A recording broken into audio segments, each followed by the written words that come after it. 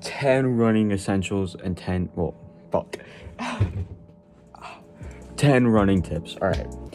So I wrote down a whole bunch of running tips because today is a rest day, and I wanted to give you guys some tips on how to get better at running, because sometimes it's hard to get better, to do certain things with running. So I'm here to tell you what to do and what to not to do. Nutrition. You need good nutrition. Certain things like examples of grape and bananas and peanut butter. Good nutrition will get you far in runs. So you need stuff like goos, like running goos. Like every 45 minutes you should be taking a running goo when you're running. You know, sometimes what I do is I take a scoop of honey, like a teaspoon. I just pour honey into it right before I run, because you lose a lot of glycogen when you're running, your sugars. So you need to re-up your sugars or overload your sugars before you go. So then for one, your energy spikes. Two, you don't lose as much glycogen as fast. Start off slow. All right, I had the mistake, and it worked out for me, but it might not work for you, is that I started off way too fast. You know, I started off with 1 mile every day, and this is before I even liked running, because I didn't even know if I liked doing it. And then I started going to 3 miles, and then what I did over a 4-month period is I wanted to see how far I could run. So every day, I would keep at the same pace. I wouldn't even get faster. I would just keep at the same pace, and I would just go farther, and farther, and the goal was to just get as far as possible. And I ended up getting 15 miles on a treadmill in like 4 months of me starting running. But that was not good, because when I ran a race, a half marathon, I messed up, and by the time I got to the 11th mile, I was completely dead. Stretch. You need to stretch. More specifically, roller. You need to roll, dude. I will preach this until I die, is that you have to roll. Roll. Dude, look at this thing. It's beautiful. This thing has gotten me from I used to take ibuprofen every single day on my runs. Dude, it was so bad. I would take ibuprofen before my run. I would stretch for like 15 minutes. I wouldn't roll. I was always super sore, super tight. And I was like, what's going on? I can't take ibuprofen for the rest of my life. So someone recommended this roller, and I started putting it into my stretches. I noticed I was getting a lot looser. I could start running farther with less pain. So I remember when I first did my 8 mile without taking ibuprofen, I was like, this is insane. And now I never take ibuprofen. Stretching is just as important as rolling, because what I like to do is I like to stretch first, then roll my muscles out, then I'll stretch again. Because once you stretch, your muscles are loose, you got some blood flow to them, but the roll puts the real blood flow to it. You're just wasting a good stretch if you just stretch and then roll, because you got to stretch it out again so you could get that nice stretch, because your body's all so loose. Once you stretch again, it's just like perfect.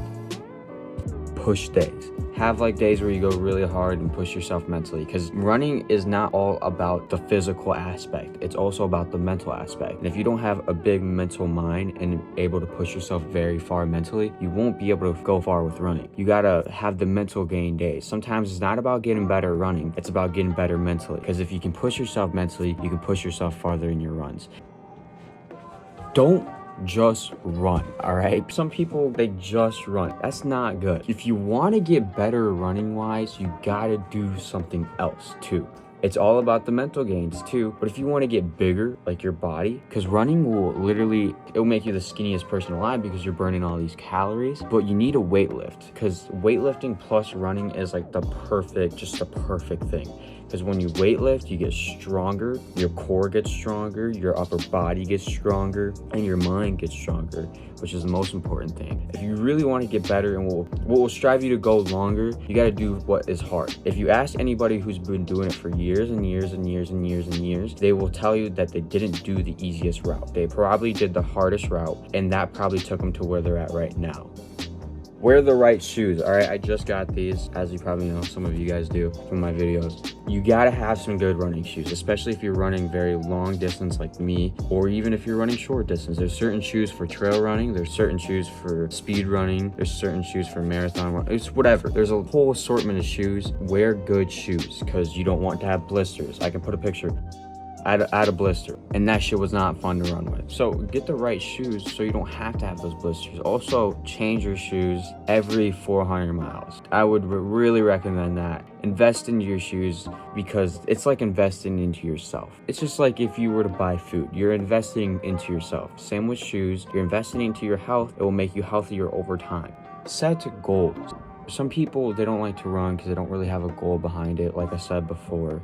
But it doesn't mean that your goal has to be a 5K, a 10K, a half marathon, a marathon, an ultra marathon. It could be, my goal is to run 8 miles every day for a week. My goal is to run 10 miles every day. My goal is to have a 100-mile week. Set goals in between your big goals.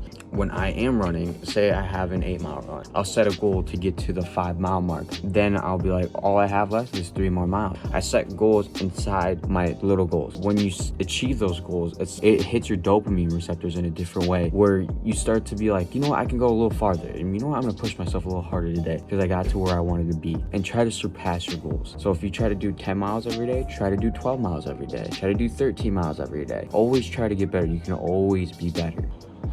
Have a good running watch. For me, I have the newest Apple Watch. I've had it for a while and it did the trick at first. Now it's not doing that good, but it's really nice to have a watch where you can track your runs on. You want to see your pace, you want to see your improvement, you want to see your heart rate. That's probably the best thing about it, is your heart rate. You want to see how hard you're going at this pace or how easy it is for you at another pace. And you can also just track all your runs. You can track workouts, all that type of stuff. It doesn't hurt to have one of these. You can track all the calories you burn.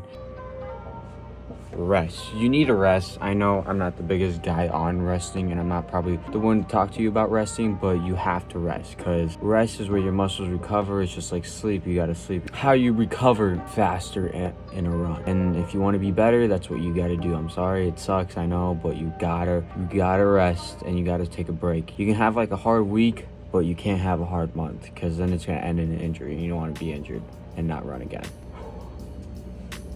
Trust the process.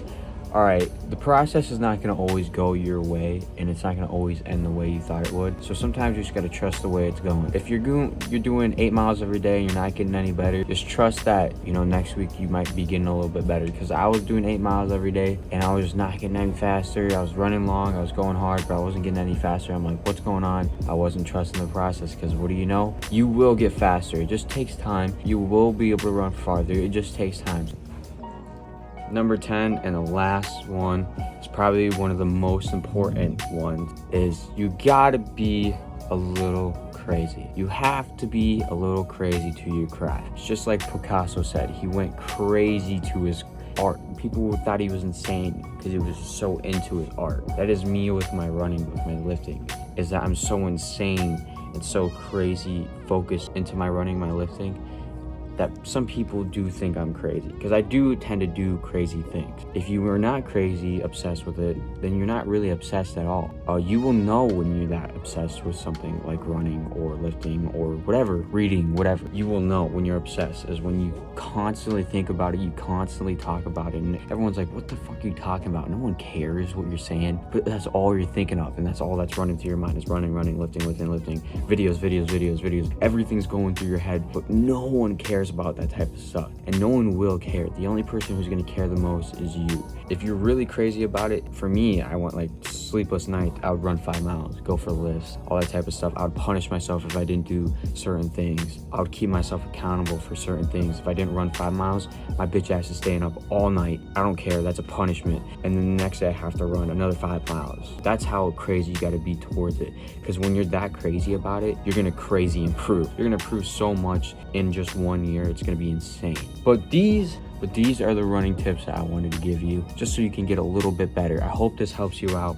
I hope you have a great day. See you guys.